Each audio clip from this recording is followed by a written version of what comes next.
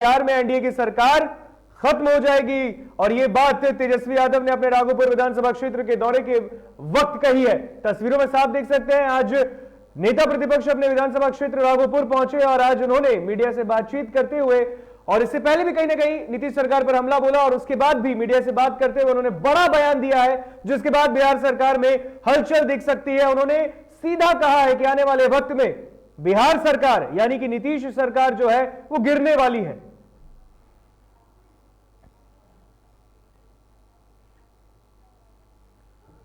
तो बता दें कि नेता प्रतिपक्ष का तस्वीर भी उनके विधानसभा क्षेत्र में लगाया गया था, चस्पा किया गया था, लापता का पोस्टर तेजस्वी यादव के लिए छपा। और उसके बाद पहली बार अब कोरोना काल में नेता प्रतिपक्ष अपने विधानसभा क्षेत्र का दौरा करने पहुंचे। इस दौरान उन्होंने एक से बाद एक बयान भी दिए, और यह बयान जो उन्होंने दिया है कि अब बिहार में आने वाले वक्त में नीतीश सरकार जो है वो गिरने वाली है, यह अब कहीं ना कहीं एनडीए की सरकार के लिए चिंता का विषय बन सकती है।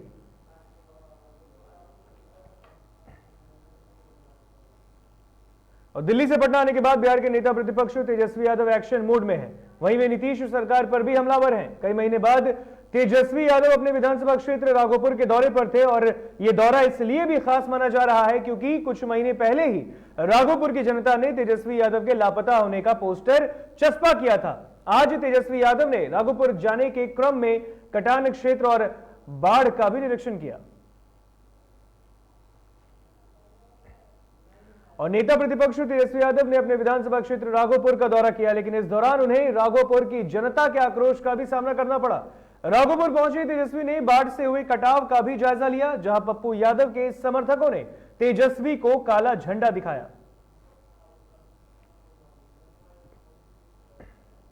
राघोपुर कोरोना की इतनी बड़ी महामारी झेल रही थी, उस समय यह नहीं आया।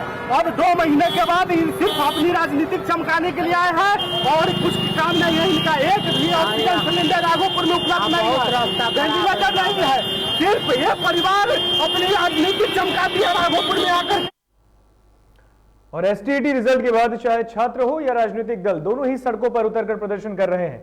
वहीं आपको बता दें कि शुक्रवार को पटना में एसटीईटी अभ्यर्थियों और युवा कांग्रेस ने पटना की सड़कों पर उतरकर शिक्षा मंत्री का पुतला दहन किया। प्रदर्शन कर रहे लोगों का कहना है कि सरकार चाहे कोई भी परीक्षा हो, उसका रिजल्ट ठीक ढंग से प्रकाशित नहीं करती और छात्रों के भविष्य के साथ खिलवाड़ किया जाता है।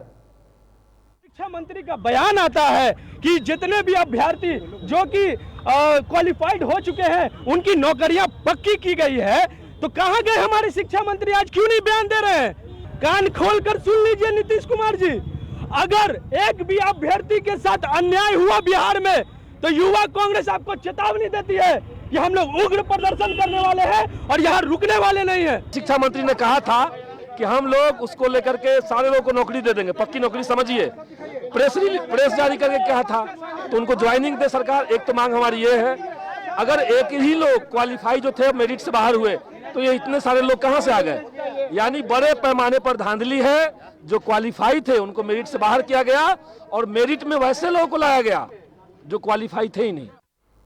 और एसटीईटी अभ्यर्थियों को अब नेता प्रतिपक्ष का भी साथ मिल चुका है। तेजस्वी यादव ने सरकार से परीक्षा में हुई धांधली के जिम्मेदार अधिकारियों पर कार्रवाई करने की बात कही है। कैंडिडेचर को बोर्ड कौन रद्द करेगा? बोर्ड कौन एग्जामिनेशन करा रहा है भाई? ये कोनो एक आध पहली बार गलती है क्या? जब परीक्षा हो, जब रिजल्ट हो, कुछ ना कुछ धांधली, कुछ ना कुछ घूस की बातें आती हैं। आप एसटीईटी के जितने भी स्टूडेंट्स हैं जो मिलने आ रहे हैं, जो प्रोटेस्ट कर रहे हैं, उनसे पूछिए, वो सारी सच्चाई बताएंगे। इसमें बड़े पैमाने पे अधिकारी, मंत्री सब लोग दोषी हैं। और मैं तो कहूँगा कि इसमें सबसे ज़्यादा अगर कोई दोषी है, इस तरह की बातें अगर आती हैं, तो नीतीश कुमार से ज़्यादा बड़ा कोई दोषी नहीं। 15 साल से मुख्यमंत्री वो हैं, और ऐसे अधिकारियों को प्रमोशन दिया जाता है जो लोगों पर कार्रवाई होनी चाहिए। तो अगर इस तरह के मामले आ रहे हैं, अब तो एविडेंस के साथ, इसमें तो पूरी तरीके से जो लोगों की जिम्मेदारी थी बोर्ड चलाने में, उन सब पर कार्रवाई करनी चाहिए। ट्विटर और भारत सरकार के बीच लगातार तनातनी बनी है। नए आईटी रूल्स को लेकर भी सरकार और ट्विटर में काफी मतभेद है। वहीं अब ट्विटर ने इलेक्ट्रॉनिक्स और सूचना प्रौद्योगिकी मंत्री रविशंकर प्रसाद का ही ट्विटर अकाउंट लॉक कर दिया। हालांकि ये 1 घंटे तक के लिए रहा, लेकिन अब ट्विटर पर मंत्री रविशंकर प्रसाद ने निशाना साधा है। वहीं ट्विटर की दलील है कि उन्होंने कंपनी की पॉलिसी का उल्लंघन किया था। तो आईटी मंत्री रविशंकर प्रसाद का ट्विटर अकाउंट 1 घंटे के लिए ट्विटर ने ही लॉक कर दिया है, जिसके बाद से मंत्री ने बात भी रखी अपनी, जिसके बाद ट्विटर ने यह दलील दी है कि उन्होंने जो नई पॉलिसी है उसका उल्लंघन किया, जिसके बाद उनका अकाउंट करीबन 1 घंटे के लिए लॉक कर दिया गया था।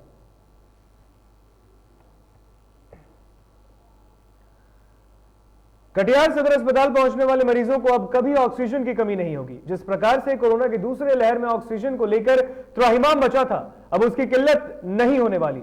बता दें कि अस्पताल में अब खुद ऑक्सीजन प्रोडक्शन होकर भर्ती मरीजों को लाभ मिलेगा। सदर अस्पताल के रसोई के पास लगाए गए ऑक्सीजन प्लांट अब शुरू हो गए हैं। तो अस्पताल में अब ऑक्सीजन का उत्पादन किया जाएगा। आपको बता दें कि जो त्राहिमाम की स्थिति ऑक्सीजन सिलेंडर को लेकर थी, जिसकी किल्लत की वजह से आए दिन मरीज जान गंवा रहे थे, उसका अब कहीं ना कहीं समाधान ढूंढ लिया गया है। कटिहार में अब आपको बता दें कि अस्पताल में ऑक्सीजन की कमी नहीं होगी, यानी कि आइसोलेशन वार्ड में ही अब ऑक्सीजन का उत्पादन किया जाएगा।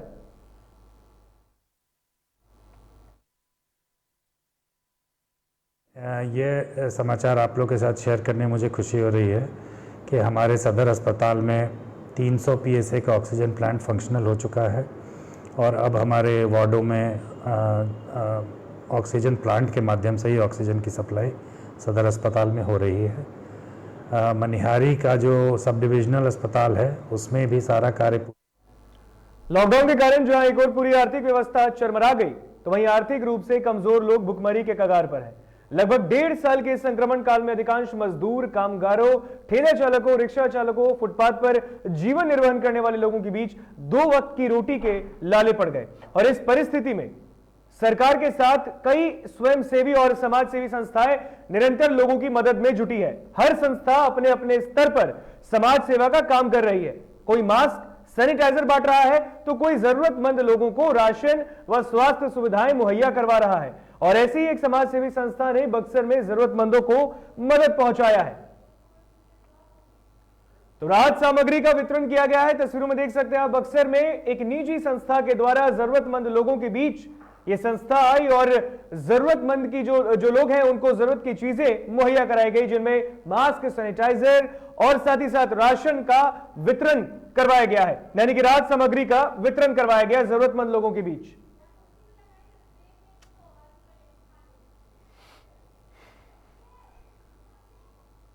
तो बक्सर में जरूरतमंद लोगों के बीच ये संस्था आई। तस्वीरों में साफ देख सकते हैं आप, जहां एक और कोविड के संक्रमण आने के बाद कई लोग घर से बेघर हो गए, बेरोजगार हो गए हैं, और जो गरीब तबके के लोग हैं, जो निचले तबके के लोग हैं, उनको कहीं ना कहीं 2 वक्त की रोटी भी नसीब नहीं हो पा रही, जिसकी वजह से संस्था आगे आई है। और इसी क्रम में बक्सर में भी एक निजी संस्था ने आगे बढ़कर जरूरतमंद लोगों का मदद किया और साथ ही साथ उनके बीच राहत की सामग्री और साथ ही साथ राशन के साथ साथ जो कोविड के जो प्रोटोकॉल में जो उपयोग में आते हैं, चाहे उसकी बात कर ले, मास्क और सैनिटाइजर, उन सब का वितरण किया गया है, जिसकी तस्वीर आप साफ इस वक्त देख सकते हैं। उद्यम डेवलपमेंट फाउंडेशन जो है केंद्रीय विद्यालय कंकड़बाग के 9 पूर्ववर्ती छात्र हैं। हम लोग पास आउट हैं, जो आज के टाइम में इंडिया में डिफरेंट जगह रह रहे हैं। कोई दिल्ली, कोई बॉम्बे, कोई बैंगलोर, हर जगह अलग अलग जगह पे लोग हैं।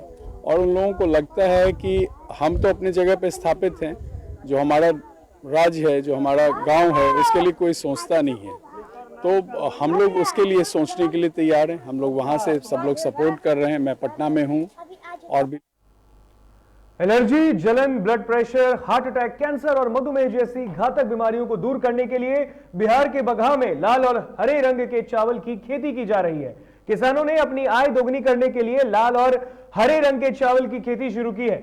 ऐसे चावलों की बाजार में बहुत डिमांड है। बता दें कि लाल चावल में जलन, एलर्जी और कैंसर जैसी बीमारियों को खत्म करने के गुण मौजूद है, तो वहीं हरे चावल में मौजूद क्लोरोफिल वजन घटाने, मधुमेह और कैंसर जैसी बीमारियों से निजात दिलाने में सक्षम है। इसकी खासियत यह है कि इसमें एंथोसायनिन पिगमेंट पाया जाता है, जो कि एंटीऑक्सीडेंट का काम करता है। और एंटीऑक्सीडेंट नाना प्रकार की जो बीमारियां आजकल देखने को मिल रही हैं, लोग रासायनिक खादों से, रासायनिक दवाओं से उत्पादित जो उत्पाद हैं उनको लोग खा रहे हैं, उससे बहुत सारी बीमारी। स्वास्थ्य विभाग की क्षेत्रीय सहायक निदेशक डॉक्टर निहारिका शरण ने रोहतास जिले के करगहर प्रखंड के सीएचसी का औचक निरीक्षण किया और स्वास्थ्य व्यवस्थाओं का जायजा लिया, जहां चिकित्सकों की उपस्थिति, पंजीकर्मियों की उपस्थिति, उपलब्ध दवाओं का स्टॉक और साफ सफाई की व्यवस्थाओं का अवलोकन किया गया। वहां की स्थिति से नाराज सहायक निदेश ने प्रभारी चिकित्सा पदाधिकारी डॉक्टर अनिल कुमार के 1 माह के वेतन पर भी रोक लगा दी है। एक डॉक्टर है डॉक्टर प्रीति कुमारी, वो हाजिरी अपना 2 दिन का एडवांस बना के चली गई, तो ये उसकी माने लापरवाही या सरासर गलती मानी जाएगी। सरकार या जिला प्रशासन लाख दावे कर ले, लेकिन अभी भी ग्रामीण इलाकों में कई ऐसे मामले सामने आ रहे हैं जिसमें गरीब लोगों को सरकारी योजनाओं का लाभ नहीं मिल रहा है और वह बेबसी की जिंदगी जीने को विवश है। ऐसा एक मामला बेगूसराय के बखरी अनुमंडल क्षेत्र के साखू पंचायत में देखने को मिला, जिसमें एक गरीब विधवा को अब तक न इंदिरा आवास की सुविधा मिली और न ही राशन कार्ड। महिला का कहना है कि उन्हें अब तक वैक्सीन का भी लाभ नहीं मिला है।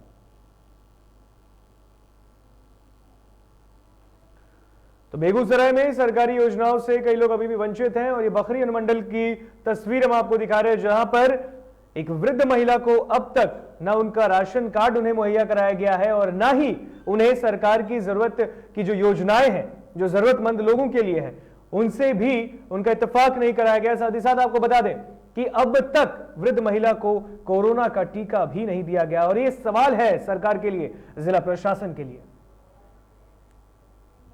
गरीब के नहीं देखे छथिन, जकरा पूत कर नहीं छै हुनकरा देखे के चाही। हिनकरा इंदिरा आवास नहीं मिलले की ना किए कोई देखना हरे नहीं छै, के देखतै? सरकारे ने देखतै। कहियो ने पैसा मांगे छै, ओहे पैसा मांगे छै त दै रहे नहीं दै छै, नहीं बस निपुत्तर। और यार रुकेंगे एक छोटे से ब्रेक के लिए, ब्रेक के बाद जल्द हाजिर होंगे।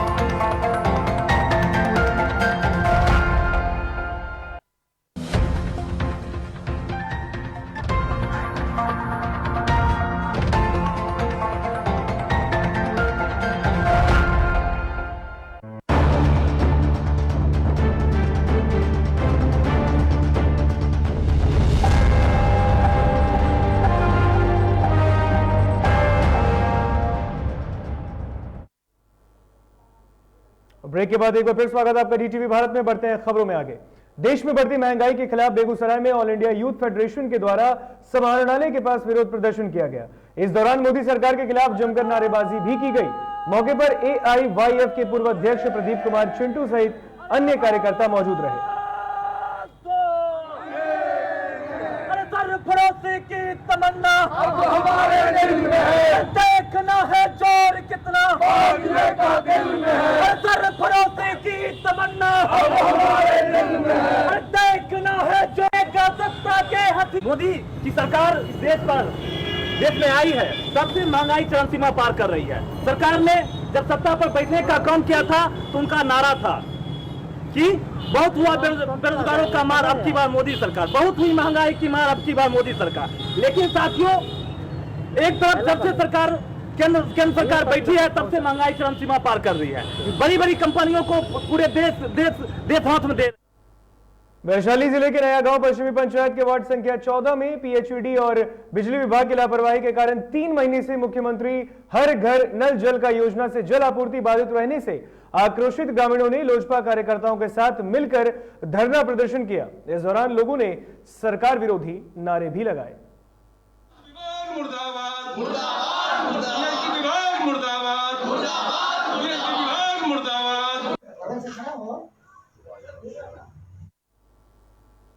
दरभंगा में हुए पार्सल विस्फोट मामले की जांच के लिए शुक्रवार को 2 सदस्यीय NIA की टीम दरभंगा पहुंची। NIA की टीम ने सबसे पहले मिथिला प्रक्षेत्र के IG अजिताभ कुमार के साथ बैठक कर वर्तमान और पुराने आतंकी गतिविधियों के बारे में जानकारी ली, जिसके बाद 3 सदस्यीय टीम स्टेशन पहुंची और विस्फोट वाले स्थल का निरीक्षण किया और GRP के अधिकारियों के साथ भी बैठक की। बता दें कि 17 जून को सिकंदराबाद से पहुंची ट्रेन से उतारा गया पार्सल विस्फोट हो गया था। हालांकि विस्फोट के दौरान किसी की तरह का कोई नुकसान नहीं हुआ।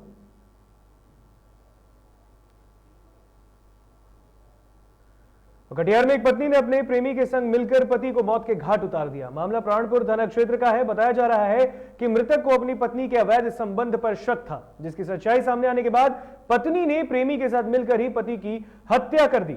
वहीं पुलिस को इसकी सूचना दे दी गई, जिसके बाद पुलिस पूरे मामले की तहकीकात कर रही है। प्राणपुर थाना अंतर्गत खुशहालपुर बराबर संताली टोला में विगत रात्रि विनोद यादव की गला दबाकर एवं मारपीट कर हत्या कर दी गई। इस संबंध में विनोद यादव के भाई के लिखित आवेदन पर थाना में प्राथमिकी दर्ज की गई। इसमें जानकारी मिली है कि विनोद यादव दिल्ली में रह करके मजदूरी करते थे और उनकी पत्नी, जो जिनका नाम पवनी देवी है, वह जाकिर उर्फ अकलू, जो लाभा का निवासी था, उसको विगत 3 वर्षों के साथ प्रेम संबंध हो गया था। संयोग से पवनी देवी के पति लॉकडाउन के कारण वो घर आ गए और रहने लगे, तो इसकी जानकारी उनके पति को हुई। उन्होंने पत्नी को काफी मना किया, इस तरह नहीं करो, और इसी दुश्मनी के चलते पत्नी और जाकिर उर्फ अकलू मिलकर के विगत रात्रि षड्यंत्र। रोहतास जिले के सासाराम में नगर थाना के सिविल कोर्ट के पास एक युवक ने जहर खा लिया। युवक की पहचान 30 साल के शंकर चौधरी के रूप में की गई। बताया जा रहा है कि युवक पिछले कुछ दिनों से तनाव में चल रहा था और इसी तनाव में उसने जहर खा लिया। सूचना मिलने पर पुलिस ने उसे अस्पताल पहुंचाया, जहां उसकी स्थिति चिंता से बाहर बताई जा रही है।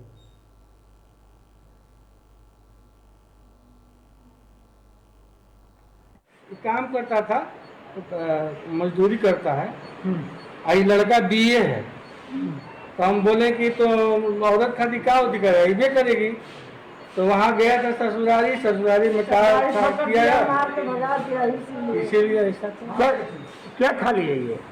अब हम क्या जानते क्या खा लिया, हॉस्पिटल ने बताएगा क्या। आपसी लेन देन के विवाद को लेकर बेगूसराय के शाहपुर कमाल में युवक ने आग लगाकर खुदकुशी कर ली।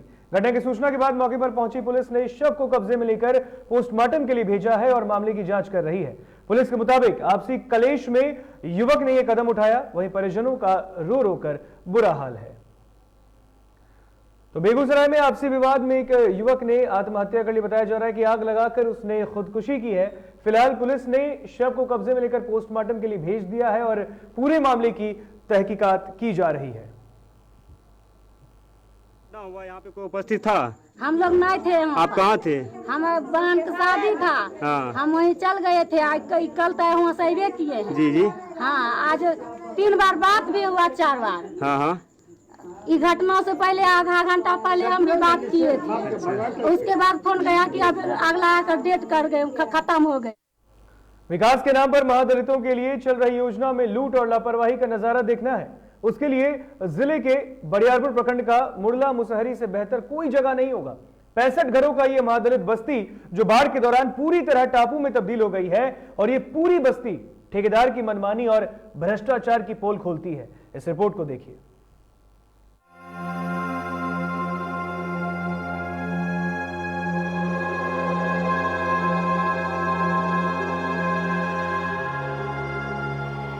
बिहार सरकार एक और महादलित बस्ती और गांवों के उत्थान के लिए कई योजना और कार्य कर रही है, पर ठेकेदार और जेई की मिलीभगत से योजना का बंटाधार हो रहा है। इसी का जीता जागता उदाहरण है जिला मुख्यालय से 25 किलोमीटर दूर बरियारपुर प्रखंड के मुरला गांव, जहां लगभग 65 घर महादलित हैं। और इस गांव की स्थिति ये है कि गांव से सटे बरसाती नदी के कारण ये बाढ़ के दौरान पूरी तरह टापू बन जाता है। इसी गांव तक पहुंचने के लिए ग्रामीण कार्य विभाग ने साल 2019 में 43 लाख की लागत से सड़क और पुल का निर्माण करवाया, ताकि ग्रामीणों को गांव तक जाने में लोगों को परेशानी न हो। पर विडंबना यह है कि ठेकेदार और जेई की मिलीभगत से पुल को गांव तरफ नहीं बनाकर बहियार की तरफ मुंह कर दिया गया है। साथ ही गांव तक जाने वाले छोर पर अप्रोच पथ ही नहीं बनाया, जिससे पुल केवल विकास को मुंह चिढ़ाने भर रह गया है। ग्रामीण आज भी कष्टमय जीवन बिताने को मजबूर है। पानी में हो जाए सब, पानी में हेलिए केतना पानी में हेल कर, तो पुल तो बनल के पुलवा बनल का केरो पानी हो जाए छै त 19 में चालू होले, 20 में एकरो फाइनल हो गेले। ई साल 21 छिके, 21 में जे छै मने काम बंद छै। अच्छा, हमरा सबके गांव में उतना संकट छै, कादो अग्नि भट्ट होना छै, जाबे आबे में बड़ा संकट छै। और ई पुल जे छै से स्टॉपेज जे ठेकेदार करी, हमरा सब मूर्ख टोला छै, मूर्ख कोई नहीं ब्लॉक और मुंगेर खड़गपुर कहीं नहीं जाबे पारे छै, नहीं जानकारी छी। हमें सब जे उर्दू इंग्लिश पढ़ाई को काम करी के यहाँ से चली गए।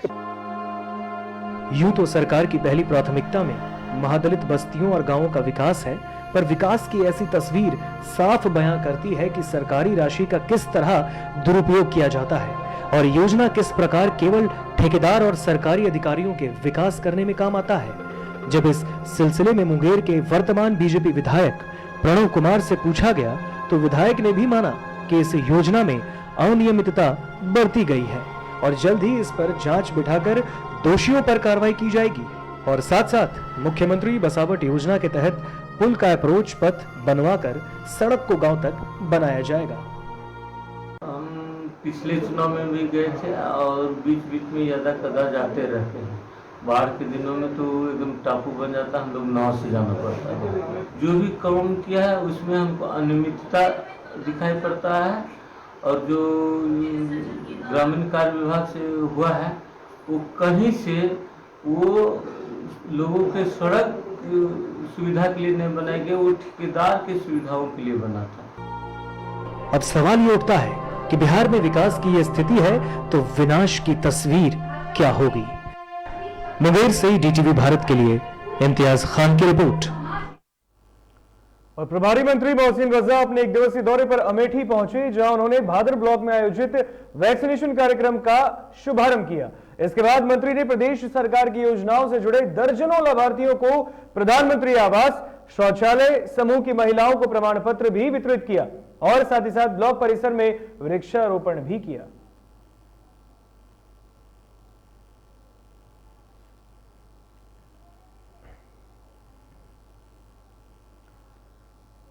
सोशल मीडिया प्लेटफॉर्म के जरिए ठगी के मामले लगातार सामने आ रहे हैं। गिरोह बनाकर ठगी का खेल बहुत ही शातिराना तरीके से यह खेल खेला जाता है।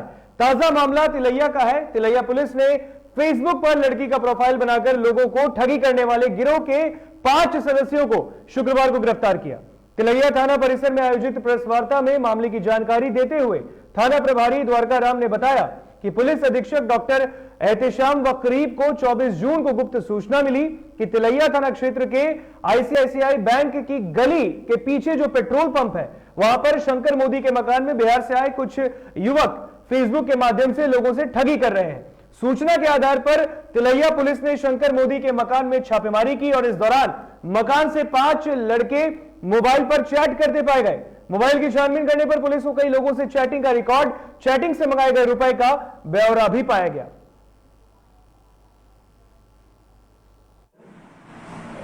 एक फेसबुक आईडी विदेशी लड़की का बना करके दूसरे इंडियन के साथ फ्रेंड रिक्वेस्ट भेज करके उसे दोस्ती करके चैटिंग करते हैं और चैटिंग करने के बाद उनसे मैंने गिफ्ट भेजने के नाम पर, कुरियर के माध्यम से गिफ्ट भेजने के बाद के नाम पर उनको गिफ्ट कुरियर का, फिर कुरियर के स्टाफ अपने से बन करके उनको बोलते थे कि आपका सामान आ गया है, तो आपको कस्टम ड्यूटी पेड करना पड़ेगा। और एक अकाउंट नंबर में इन लोग पैसा मंगाते थे और पैसा मंगा करके इन फिलहाल बुलेटिन में इतना ही। हमें दीजिए इजाजत। देखते रहिए DTV भारत। नमस्कार।